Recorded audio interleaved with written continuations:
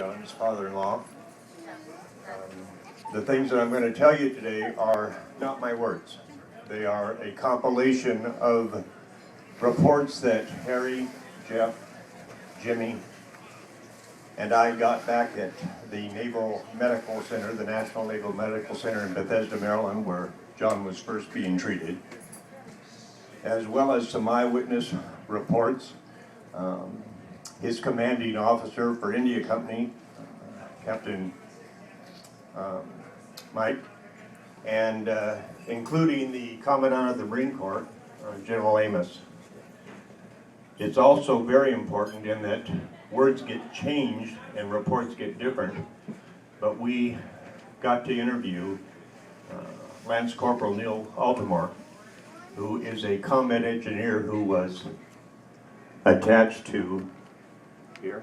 Oh, wow. Louder, can you hear me now?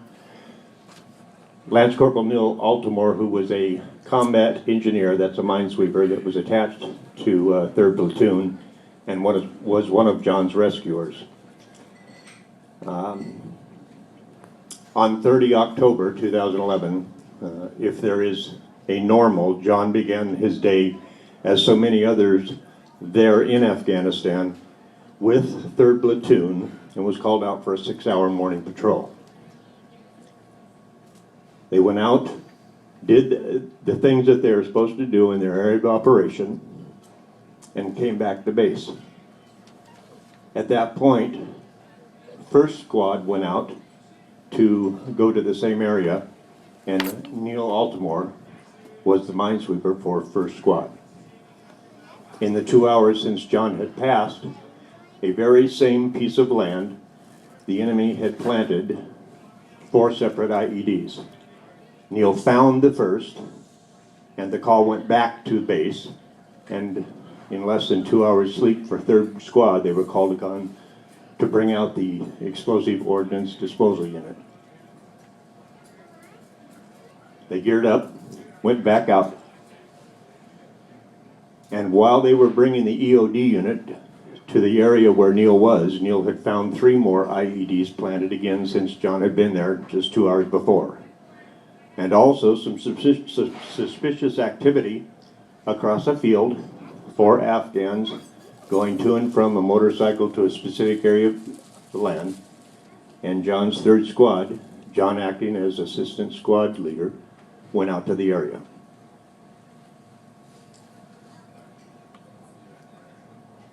Approximately 8 to 10 minutes later, Neil heard an explosion, and turning, he saw a very large dust cloud and knew somebody from 3rd Squad had been hit. If you can imagine, in full combat gear, Neil and 1st Squad made it down to where John was, over 400 meters away in 2 minutes. Now the reports vary, but again what we got from first-hand notice was John was found sitting in an 8-foot crater 18 inches deep, created by the IED that he stepped on. But he wasn't dead. He not only was alive, he was conscious and directing his men into positions defensively because they were being fired upon, and continued to direct these men while the naval corpsman was working on John to save his life. Neil and the other minesweeper went to work immediately, cleared an area for the evac helicopter, which arrived in 12 minutes with a trauma surgeon on board. At this point, his fellow Marines yanked him out of the hole and literally dumped him on the helicopter. And when I say dumped him, you'll notice on the back of John's head a line across here. And what Harry and Jeff and Jimmy and I found was that every wounded warrior that had been transported in a helicopter has an area back here where their head moved on the diamond plate back. And in this case, it was a stylized version of Courtney's favorite football team, the New England Patriots. John was airlifted to Bastogne, which is the field hospital. Team of surgeons waiting for him, and later As soon as they had stabilized and knew that John was alive, we got the call at home.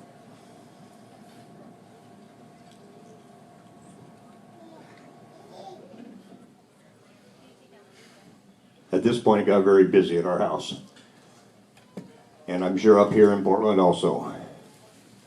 Courtney, 7 months pregnant, was transported back to Bethesda, Maryland. John was airlifted to northern Afghanistan to the Air Force Base. Every time they airlifted, they had to hold him, observe him to make sure that he was handling the pressurization okay. From there to Ramstein Air Force Base in Germany. And 6 days later, arrived in Bethesda, Maryland at the National Naval Medical Center. Courtney arrived a day and a half later. And over the next 6.5 weeks, surgery almost every other day, 5 separate teams of surgical professionals. We cannot say enough about them. And 84 surgery procedures later, John is with us.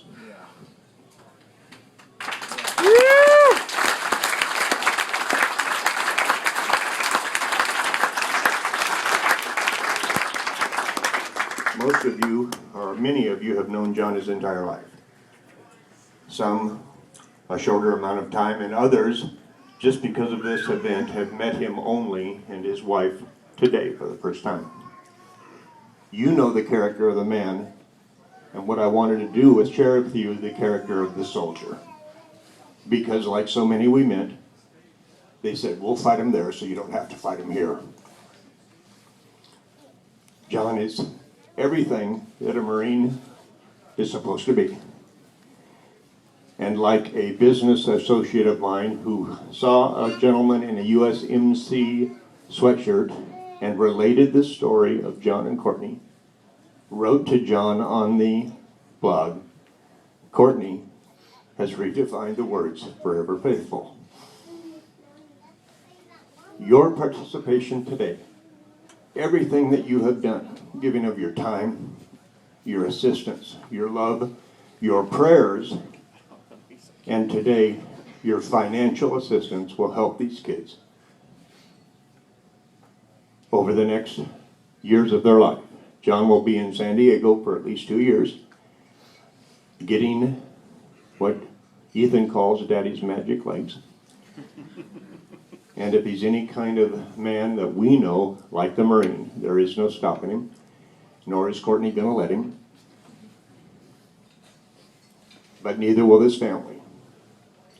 For my wife, Diane, on behalf of my son, Trevor, we thank you, the Kloffensteins do, for everything that you have done for us and said to us, and the kindness and acceptance you've given us since our arrival on Tuesday. And know that the southern section of this enormous family, the Kloffenstein clan, is there for you for anything you need. I thank you for all of us, for the Schumachers, and for the Kloffensteins, for your generosity, what you've given of not only your pocketbook, but your heart.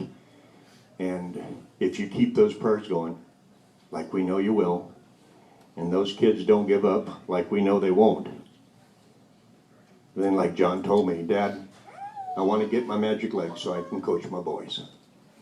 Thank you for everything you've done. Thank you for your time, and God bless you.